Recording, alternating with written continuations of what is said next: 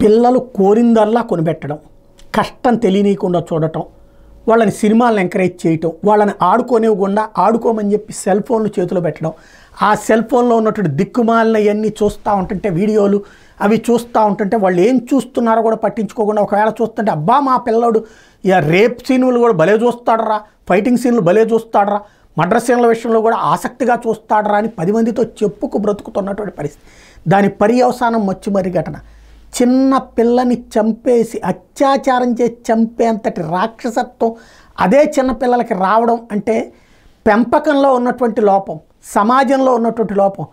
ఇదివరకటి రోజుల్లో కనుక సిగరెట్ తాగుతున్నప్పుడు దగ్గరుండి చూస్తే చాచి చెంప మీద వేసి ఎరా సిగరెట్ తప్పు, వాడెవడో వాడు తాగుతున్నాడు నువ్వేంది అని చెప్పి ఎరా నువ్వు కూడా ఏందిరా ఊర్లో అందరూ ఎదురుగుండా తాగడం పక్కెళ్ళి తాగి సావచ్చు కదా అని చెప్పే రోజు. ఇప్పుడు పిల్లలు ఎదురుగుండానే సిగరెట్, పిల్లలు ఎదురుగుండానే మందు, పిల్లలు ఎదురుగుండానే ఏమైనా మాట్లాడుకునే పరిస్థితి. అదేంటంటే ఫ్రీ హ్యాండ్.